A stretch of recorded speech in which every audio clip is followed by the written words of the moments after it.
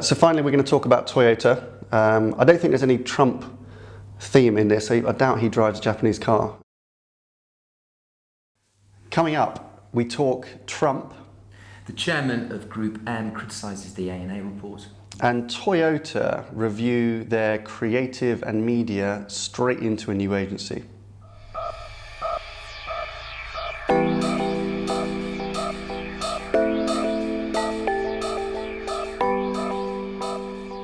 Hello and welcome to IDCOM's Media Snack, episode 51. So today, we're recording this on the Wednesday, which means that this is the night after the nightmare has now ended of 2 years worth of political campaigning in the US. We're going to look at how Donald Trump has managed to dominate media impressions in the last 2 years. That's right, we are.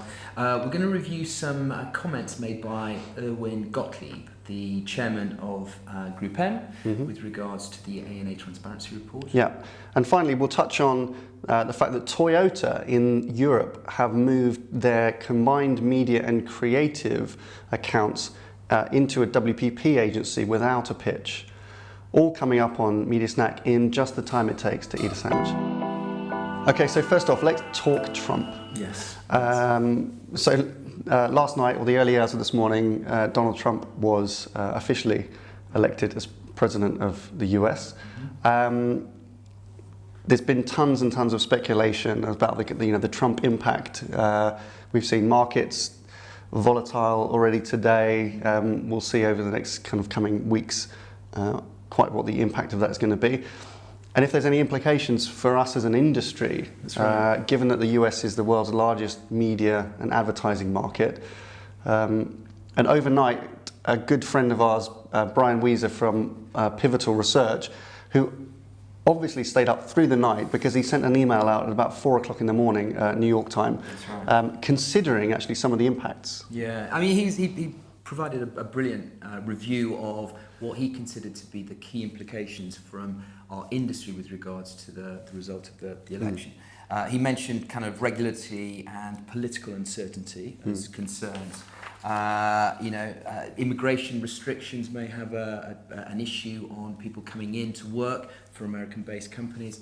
But naturally, the biggest concern of all was the state of the economy and the uncertainty that the result of the election would have on whether brands in the US would spend more, less, or the same as they were planning to do prior to the election. There was also concern about whether if trade barriers were increased or raised within the US, whether that would have an impact on money coming into the marketplace as well.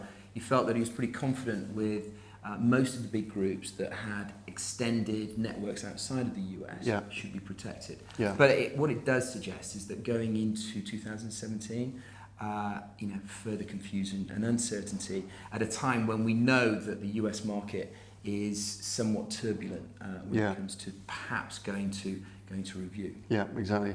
I thought those were really helpful insights. I think the impacts, we'll learn more. I think Brian was, first off the blocks there, which is very impressive. The other thing that we've discussed about Trump in the past was just his kind of model, his marketing model, whether by accident or really by very clever design. Hillary Clinton had amassed over $1 billion worth of war chest in which to promote her campaign. Which is about standard, right? I mean, you look historically at how much winners had to invest in promoting themselves and their presidential campaigns. And that was about right. That was the kind of it costs $1 billion to win the presidency, which is in itself is a bit ridiculous. I mean, that's kind of slightly nonsensical. But if you've got $1 billion, you've got a good shout of winning the US presidency. Donald Trump has managed to win with a war chest of around half of that, about only $500 million that he spent in terms of kind of marketing. But what he's done, of course, is completely dominate media. So we saw Obama really understand previously how to use social media.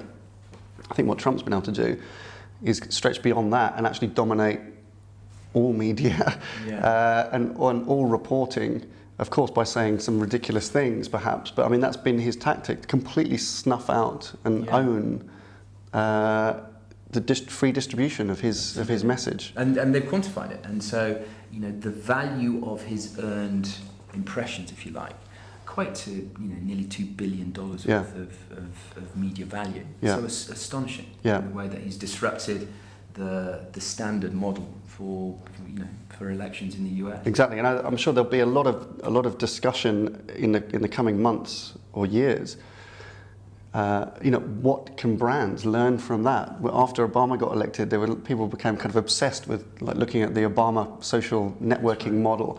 I think there's perhaps lessons that can be learned for brands about how to minimize paid media and maximize earned media coverage, kind of based on message and content. And there's going to be theses, books written on how he's approached this election, and I'm sure there's a lot for brands to learn and marketeers to pick up from Donald Trump. Yeah, I'm a bit tired of it now. So continuing on our theme of Donald Trump. This is an article that came out from the journalist Dominic Mills, who was reviewing some comments made by GroupM's chairman, Irwin Gotlieb. Not about their hairstyles. Not about their hairstyles, but about the ANA transparency report. And Irwin was asked his comments on that and his perspective on the findings of the report. And he had some very pointed observations that he made, right?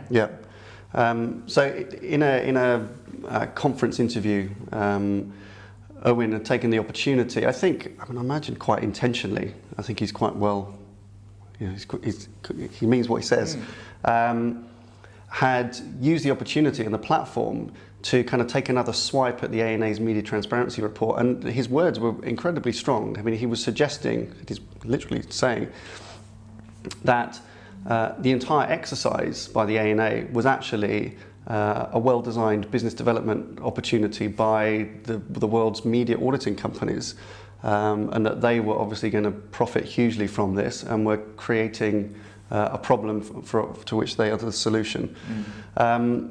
Which was kind of sad to hear, actually, because it may well be that the auditing companies, particularly the Ubiquities and the K2, the firms that were involved in the investigation and the report writing, they may well profit, and auditors generally will see the opportunity in this, I'm sure, and we are seeing more and more marketers wanting to do auditing, so their businesses will rise.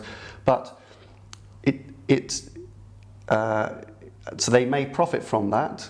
So Irwin's right in that sense, but to suggest that it was designed by that, I think is wrong. It is an initiative that provides huge value and insight to marketers in the US and empowers them with information that they need to make better decisions. So I think what I felt was kind of sad a little bit about the comments was that we've got these very divided parties, right? It's just creating more divisiveness. And I think that's what Dominic was saying. It's very kind of Trump-like. It's bluster, clouding, actually getting involved and tackling the content of the report and keep undermining actually the existence of the report. Parties seem further away than ever. At that level. But I mean, in the experience that we've found this year, where we've had, GroupM agencies and other holding group agencies participate in reviews that we've been involved in.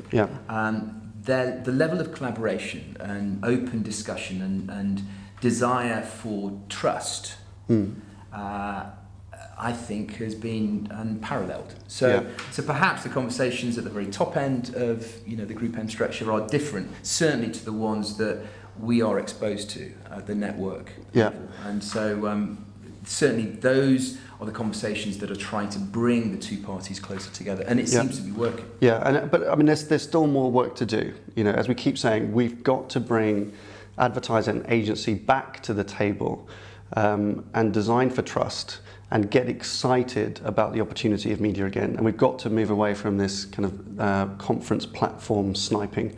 I think if we're going to make any progress on this area. So finally, we're going to talk about Toyota. I don't think there's any Trump theme in this. I doubt he drives a Japanese car.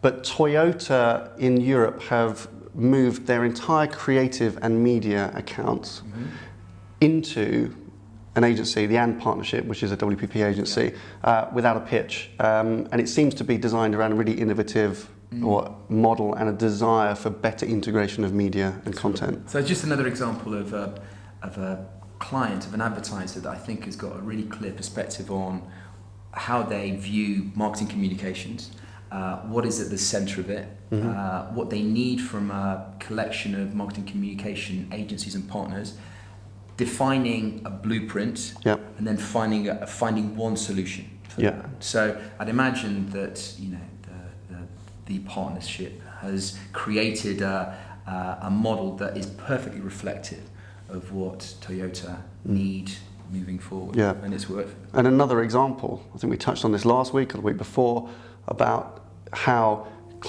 that client blueprint, that client vision, the ambition is going to change the agency model, and it seems to be doing that in this scenario. Good. That's all for this week. Thanks very much for watching. Bye for now. Have a good weekend.